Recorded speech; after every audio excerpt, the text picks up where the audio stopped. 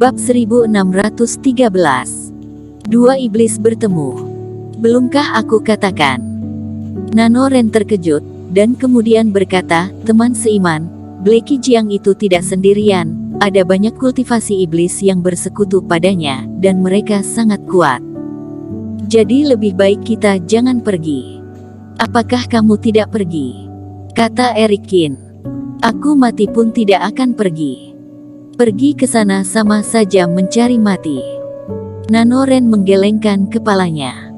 Kalau begitu pilih mati sekarang atau pergi mencari mati. Erikin mencibir. Buku hitam misterius itu sepertinya juga pemberian untuk Blacky Jiang karena berhasil masuk ke Liga Pembunuhan. Dapat meningkatkan kultivasi dengan membunuh, terdengar luar biasa. Namun, mengejar dan ingin membunuh kakak kedua dan yang lainnya. Ini jelas berkaitan tentang keselamatan kerabat dan temannya, jadi tidak mungkin baginya untuk tidak pergi. Apalagi kata Nanoren itu sangat misterius, bagaimana mungkin Erikin tidak melihatnya dengan mata kepala sendiri lalu malah ketakutan hanya karena mendengar informasi itu.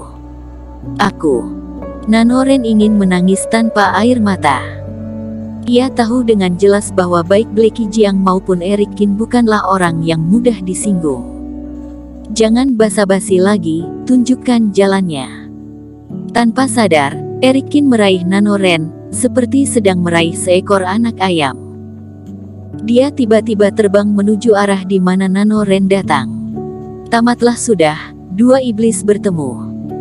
Tidak tahu siapa di antara mereka yang akan mati, tapi yang pasti aku tidak akan hidup lama. Angin berdesir di telinganya, dan wajah Nanoren pucat. Kenapa aku bisa sesial itu? Tidak menemukan jodoh peri, malah terus bertemu dengan orang-orang yang tidak boleh disinggung. Apakah harus berbohong untuk mengelabui si iblis ini? Nanoren diam-diam melirik Erikin yang sedang menatapnya, pikirannya sedikit gundah. Jangan mempermainkanku, aku berjanji kamu tidak akan mati saat bertemu Blacky Jiang. Tapi kalau kau mempermainkanku, kau tahu sendiri akibatnya. Kata Erikin ringan. Teman seiman, tidak mungkin, aku tidak akan berani. Nanoren langsung memberikan senyum terpaksa. Diam-diam dia memarahi dirinya sendiri karena terlalu ceroboh. Erikin pernah merancang pembunuhan ratusan kultivator itu, dia juga melihatnya dengan matanya sendiri. Sekarang ia berpikir untuk mengelabuinya, bukankah ini sama dengan mencari mati? Iblis ini kejam dan bejat, jika dia tahu, mungkin akan dibunuh terlebih dahulu dalam perjalanan ke sana. Apa daya, Nanoren hanya bisa menunjukkan jalan dengan terus terang, dan berdoa agar Blacky Jiang sudah pergi. Namun setelah sampai di tempat awal Nanoren bersembunyi, Erikin sudah bisa mendengar suara pertarungan dari kejauhan tanpa perlu ditunjukkan oleh Nanoren. Apakah itu kakak kedua? Hati Erikin tergerak, lalu dia meraih Nanoren dan terbang ke arah itu. Teman seiman, benar-benar jangan pergi ke sana. Blacky Jiang sekarang sedang menggila, kalau ke sana, sama saja dengan mencari mati. Nanoren berteriak terus-menerus sambil diseret ke udara. Saat jarak semakin dekat, mata Erikin menatap medan perang yang jauh di sana. Beberapa mil jauhnya, Blacky Jiang melayang di udara. Dia tampak tegas dan bangga. Baju hitam yang tak asing itu. Aura jahat yang kuat melonjak di tubuhnya, semakin kuat, seperti iblis yang bermandi darah. 100 meter darinya, ada 8 kultivator berpakaian putih melayang di udara, semua menatap Blacky Jiang dengan ekspresi serius. Di antara mereka, ada 6 pria dan 2 gadis, dengan tingkat kultivasi terendahnya adalah fase transendensi peringkat 8, memancarkan aura yang sangat ganas. Itu bukan kakak kedua, mereka tampaknya telah melarikan diri. Memindai sekeliling, Erikin merasa lega, dan kemudian menyipitkan matanya. Dia juga tidak terburu-buru untuk pergi. Kedelapan orang ini jelas datang untuk bertarung melawan Blacky Jiang, sekalian ia ingin melihat seberapa kuat Blacky Jiang ini sekarang. Mendarat di puncak gunung, mencampakkan nanoren yang lemah itu, Eric Kin lalu memperhatikan dengan seksama. Beberapa mil jauhnya, meskipun Blackie Jiang dikelilingi oleh 8 orang, dia masih terlihat angkuh dan sombong. 8 Master Sekte Xingtian, tidak disangka kalian juga memasuki medan perang Gunung Iblis, tapi berani datang dan membunuhku, kalian benar-benar mencari mati. Teman seiman, kau telah dibutakan oleh Liga Pembunuhan ini, mengganggu kedamaian medan perang ini, dan membantai terlalu banyak jiwa yang tidak bersalah. Kami adalah keturunan Sekte Dewa, tentu saja tidak akan membiarkanmu. Hari ini jika kau melepaskan semua kultivasimu, kami akan mempertimbangkan untuk membiarkanmu hidup. Jika tidak, kami akan membunuhmu, untuk membasmi kejahatan dan melindungi kebenaran. Di antara 8 orang itu, pemimpinnya adalah seorang pria dengan janggut panjang.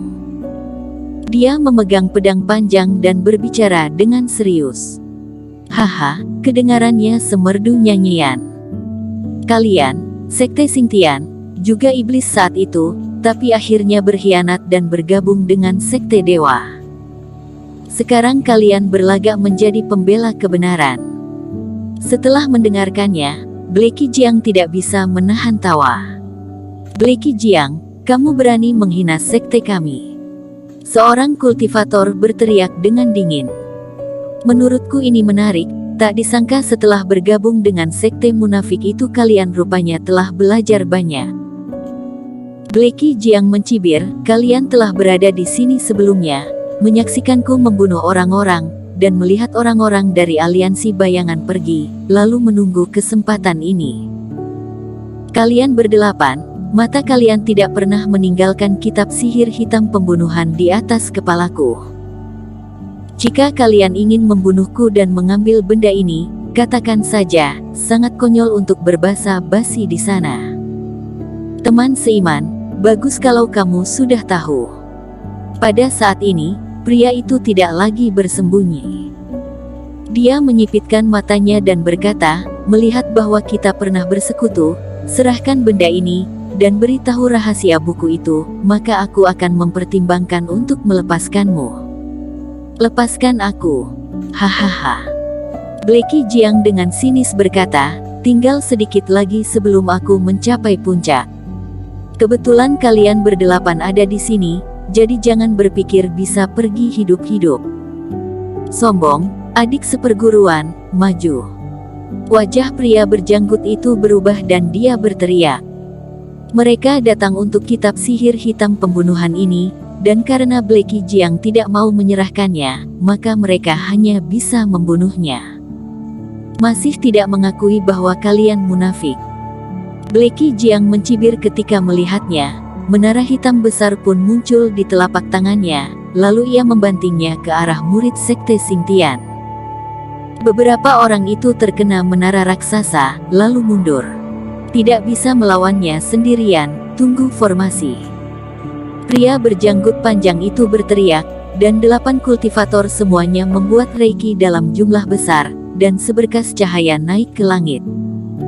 Kemudian, dengan 8 orang membentuk pinggiran, formasi segi 8 itu tiba-tiba terbentuk, menjebak Blackie Jiang di dalam formasi. Kemudian 8 kultivator memuntahkan darah, dan wajah mereka langsung memucat. Sosok mereka berangsur-angsur menghilang dan berubah menjadi 8 roh jahat. Roh-roh jahat ini memiliki wajah yang mengerikan dan tubuh yang tinggi. Mereka menggertakkan gigi mereka dan cakar mereka bergegas menuju Blackie Jiang. Formasi ini agak mirip dengan formasi 8 hantu yang aku temui sebelumnya. Hati Eric Kin sedikit tergerak. Hanya saja pria sebelumnya menggunakan simbol untuk membuka formasi ini, yang tidak sekuat formasi besar yang dibentuk oleh 8 kultivator fase transendensi ini. Ketika formasi terbentuk, Blackie Jiang tidak melawan sama sekali, dia mencibir ketika 8 roh jahat itu bergegas ke arahnya. Dunia luar telah mendengar betapa kuatnya 8 Master Sekte Xingtian, dan seberapa kuat formasi yang mereka bentuk, menurutku hanya begitu saja. Sombong, Aku akan membunuhmu di tempat ini sekarang dan menguburmu untuk para kultivator yang telah meninggal. Di antara roh-roh jahat, suara pria dengan janggut panjang bergema. Dengan kalian ini, apakah bisa? Kalian tidak tahu kekuatan kitab sihir hitam pembunuhan. Di medan perang Gunung Iblis ini, aku tak terkalahkan sekarang. Di tengah tawa liar Blacky Jiang, aura hitam tiba-tiba meledak. Bersambung.